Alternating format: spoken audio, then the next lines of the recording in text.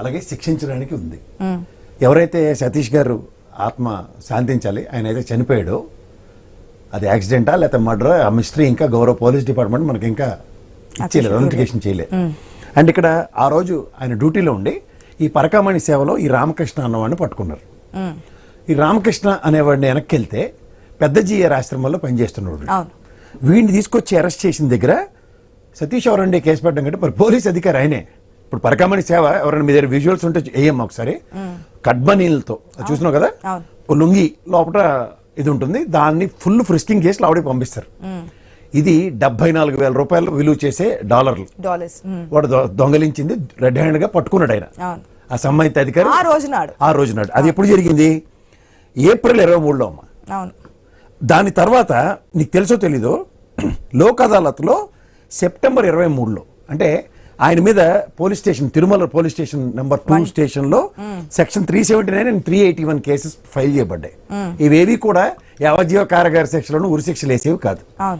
More over, అంటే నేను లా చదువుకున్నాడుగా నేను చెప్తున్నాను, ఇప్పుడు ఏదైనా దొంగతనం కేసులు, ఇప్పుడు తిరుమలలో మీరు వెళ్ళావమ్మా, తిరుమలలో ఎప్పుడైనా వెళ్ళావు కదా, ఆఖరికి ప్రతి క్యాబిన్లో కూడా దొంగలు ఉన్నారు జాగ్రత్త అని బోర్డులు ఉంటాయి. అంటే వ్యవస్థ ఉంటుండగా కూడా ఈ పరకామణి సేవలు 2012 నుంచి అనుకుంటాను, correct me if I'm wrong, 11-12 నుంచో ప్రజల్లోంచి ఒక 2 మనుషులు ర్యాండమ్ గా లోపలికి వెళ్ళి ఆ కార్యక్రమాన్ని అంతటిని చూసి అథెంటికేషన్ చేస్తారు.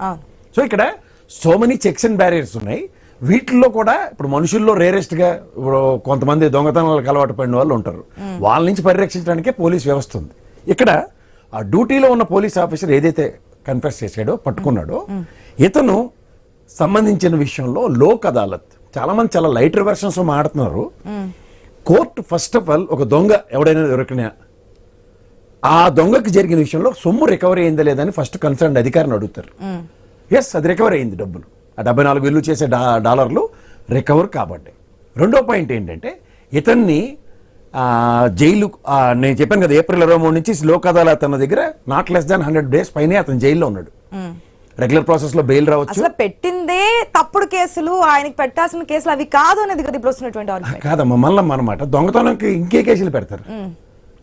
మనం జేడీకి సంబంధించినటువంటి కామెంట్స్ కూడా చూసాం, ఏదైతే బిఫోర్ 1 month బ్యాక్ అనుకుంటా, ఏ విధంగా అతను నమ్మక ద్రోహం చేశాడు, యాక్చువల్లీ పెట్టాల్సిన సెక్షన్స్ ఇవి కాదు, ఒక స్వామివారికి సంబంధించినటువంటి డబ్బును దొంగతనం చేశారు అంటే నమ్మక ద్రోహం చేసినట్టు, ఇవన్నీ దీనికి సెక్షన్స్ కింద వస్తాయి, ఇది ఇట్లా కాదు అనేది. అసలు వెనక్కి తీసుకోవడానికి ఏంటి, ఎవరిచ్చారు, ఒకసారి పెట్టిన తర్వాత అది ఏం జరిగింది ఏంటి తెలియకుండా వెనక్కి ఎట్లా తీసుకుంటారు? ఎవరు వెనక్కి తీసుకున్నారు? ప్రాసెస్ నేను చెప్తున్నాను. లోక్ అదాలత్లో సొమ్ము రికవర్ అయిన తర్వాత జరిగిన పరిణామంలో లోక్ అదాలత్లో పెనాల్టీ క్లాస్ ఆర్ ఇంపీచ్మెంట్, ఈ రెండిట్లో ఏదో ఉంటాయి.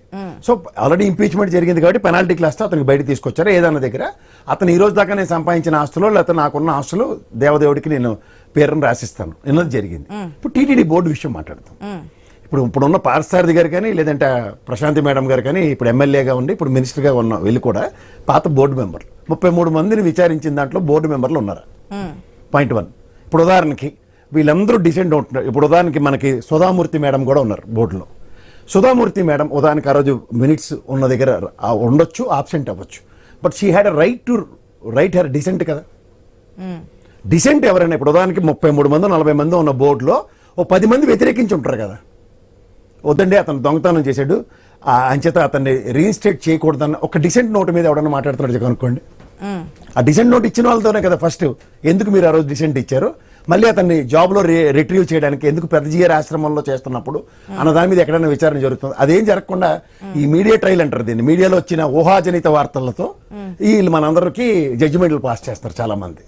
సో ఇక్కడ బేస్లెస్ గా జరుగుతుంది దగ్గర ద ప్రొసీజర్. సుబ్బారెడ్డి ఎవరో నాకు జరిగింది తెలియదు అన్న మాటకి ఇప్పుడు రెగ్యులర్ ప్రొసీజర్లో జేబు దొంగలు దొరుకుతూ ఉంటారు. జేబు దొంగలు దొరికినప్పుడు వాళ్ళని పట్టుకుని వెళ్ళి జైల్లో పెట్టింది. అంటే పరకామణి కేసులో కూడా ఒక జేబు దొంగ ప్రాస్పెక్ట్లోనే అతను లీడ్ చేశారు. అంటే మీరు జేడి లక్ష్మీనారాయణ గారు చెప్పింది కోట్ చేస్తే అతను సేవా తత్పరతతో అక్కడ సేవ చేయవలసిన దగ్గర పనికి మళ్ళీ పని చేస్తే ఎవడేం చేస్తాం. వచ్చామా నేను ఇక్కడ ఏదో దొంగిలించిన వెళ్ళాను ఇంకో ఎగ్జాంపుల్. సో దీని మీద ఫస్ట్ నీకు వచ్చే థాట్ ఏంటి, ప్రసాద్ గారు అలాంటి పని చేయరన్నదే ఉంటుంది కదా. సో అక్కడ ఆయన చెప్పారు breach of trust, breach of code of conduct ఇవన్నీ జరుగుతున్నప్పుడు బెట్రయల్ అంటే ఏంటి, నమ్మకం ద్రోహం, అయితే మనందరూ నమ్మే దేవదేవుడికి మోసం చేయడం, ఇవన్నీ కన్నా పోలీస్ వ్యవస్థ మీకు నచ్చిన సెక్షన్లు పెట్టడానికి ఉండదు కదా. అక్కడ దొంగతనం అన్నది ఇప్పుడు ఉదాహరణకి పోలీస్ వ్యవస్థ చాలా పటిష్టంగా ఉండి అది ఎప్పుడు జరగందో లేకపోతే రేరెస్ట్గా జరిగేదాన్ని పట్టుకోగలిగారు. First thing forget about it. దానికన్నా ముందు వెనకాతలు ఎవరు ఉన్నారంటే అక్కడ చూస్తున్నావు కదమ్మా, ఆ సేవలో లెక్క పెడుతున్న వాళ్ళు 10 ఇంచీలు కూడా డిఫరెన్స్ ఉండదు ఎవరికి. మొత్తం రూమ్ ఉన్న వాళ్ళందరూ కొల్లేడు ఎత్తిన కానీ అవ్వదు బయట ఉన్న పోలీస్ ఆఫీసర్లతో సైతం. ప్రిస్కింగ్ డిపార్ట్మెంట్ ఎవరైతే వాళ్ళని తడివి లోపలికి పంపిస్తారో వీళ్ళందరూ కలిపి చేస్తేనే కానీ అది జరగదు. ఇది ఎన్నాళ్ళు చేయొచ్చు సార్? ఒక సెట్ ఆఫ్ పీపుల్ అక్కడ కెమెరాలు ఉంటాయి, సీసీ కెమెరాలు ఉండగానే కదా జరుగుతా. జరిగిందమ్మా, జరిగిన తర్వాత కదా పట్టుకున్నారు, అవన్నీ తర్వాత ఎస్టాబ్లిష్ అవుతాయి కదా. వీడిని పట్టుకున్నావు అంటే ప్రూఫ్ ఏదని అడగొచ్చు, ప్రూఫ్ ఇదిగో అని మనకి ఎస్టాబ్లిష్ చేయొచ్చు కదా, అదే పోలీస్ డిపార్ట్మెంటే కదా. సో ఇవన్నీ జరిగిన తర్వాత ఇతని మీద జరుగుతున్న అభియోగాలకి ఇవాళ మళ్ళీ రీఇన్స్టేట్ చేయడంలో బోర్డు సమైక్య నిర్ణయం, బోర్డు డెసిషన్. దానిలో భువన్ కరుణాకర్ రెడ్డిని అడగొచ్చు, అక్కడ ఉన్న బోర్డు మెంబర్లు అందరినీ అడగొచ్చు, ఎంతమంది డిసెంట్ తెలియజేసినా ఎందుకు బుల్డోస్ చేశారు, ఎందుకు బొంబాటు చేశారు అన్న దాని మీద విచారణ చేస్తే ఐ అప్రిషియేట్ ఇట్. అంతేకాని దీని వెనకాల దొంగతనం ఎవడున్నాడంటే ఒక వ్యవస్థ అది. దొంగతనం ఎవరున్నారనట్లే ఇట్లా జరుగుతున్నప్పుడు ఎందుకు ఈ విధానం వస్తోంది, అసలు గిఫ్ట్ డీడ్ ఏంది, ఆ గిఫ్ట్ డీడ్ తీసుకున్నప్పుడు చెప్పాల్సిన ఆవశ్యకత ఉందా లేదా, ఒక పర్సన్ మీద కేసు ఉన్నప్పుడు అతనికి సంబంధించి 14 లోక్ అదాలత్ లో క్లీన్ చిట్ ఇచ్చారు కదా. లోక్ అదాలత్ కేసు ఏమైంది, కేసు క్లోజ్ అయింది. ఎందుకు క్లోజ్ చేశారనేది కదా న్యాయస్థానం అడగండి. పాయింట్ వస్తుంది, ఎందుకు క్లోజ్ చేశారు, న్యాయ వ్యవస్థ క్లోజ్ చేసింది కదమ్మా. న్యాయ వ్యవస్థ కేసు క్లోజ్ చేస్తే నేను మీరు అడగడానికి మరి ఎందుకు సిఐడి విచారిస్తుంది అంటారు? ఏమని విచారిస్తుంది? ఇంకేమైనా ఆస్తులు ఉన్నాయా, ఇతను రాసి ఇచ్చిన ఆస్తులు ఎలా సంపాదించడం అన్న కోణంలో enquiry. Y V Subba Reddy after CID విచారణకి వెళ్ళొచ్చిన తర్వాత మాట్లాడింది ఏంటి, మీరు ఆ టైంలో ఉన్నారు కాబట్టి ఏం జరిగిందని చెప్పి అడిగారు, మరి మీరు ఎందుకు ఈ విధానం గురించి మాట్లాడలేదని చెప్పి అడిగారు. నాకు తెలియదని చెప్పాను, నేను బయటకు వచ్చిన జరిగిందని చెప్పాను, దీంట్లో ఎవరుంటే వాళ్ళని పట్టుకోండి, అసలు ఎందుకు జరిగింది, దీని వెనక అంటే అనచడానికి పక్కదారి పట్టించడానికి ప్రయత్నించింది ఎవరనేది కూడా క్లియర్ కట్ గా బయట పెట్టినానే కదా వైవి సుబ్బారెడ్డి కూడా చెప్పేది. అవునమ్మా, ఇప్పుడు దొంగ దొరికాడు, దొంగ పూర్వపరాలంటే ఆ హిస్టరీ అనేది పెద్ద జీరు మఠంలో ఉద్యోగం పెట్టినప్పుడు నుంచి కనుక్కోమంటున్నాడు ఆయన. టీటీడీ చైర్మన్ ఎంక్వైరీ చేస్తాడు దానికి. సంబంధిత పోలీస్ అధికారులు ఏదైతే ఏ ప్రాతిపదిక మీద కేసు కట్టారో ఆ కేసుకి వెలడిటీ అన్న దగ్గర గౌరవ న్యాయస్థానం కన్సిడర్ చేసింది. నా పరిధిలో లోక్ అదాలత్ కూడా మేజిస్ట్రేట్ గారే ఉంటారు. ఆయన ఇచ్చిన దాన్ని క్వశ్చన్ చేయడానికి నేనెవరు మీరెవరు? సే ఫర్ ఇన్స్టెంట్ ఇతను అన్యాక్రాంతంగా సంపాదించిన ఆస్తులు ఇంకా ఇప్పుడు ఈ ఎంక్వైరీలో, సిఐడి ఎంక్వైరీలో అతను రాసి ఇచ్చిన 16 కోట్లు లేదా 124 కోట్లు కాకుండా ఇంకో 14 కోట్లు కాకుండా 50 కోట్లు ఉన్నాయనుకోండి, అప్పుడు వేరే కేసు కట్టండి. ఎవరు నథింగ్ కాంట్రడిక్షన్ అనేది. ఇతను నేచర్ ఆఫ్ మాట్లాడదాం. దానికంటే ముందు ప్రైమ్ టైం రేట్ లో మరొక షార్ట్ బ్రేక్ తీసుకుందాం. Stay tuned.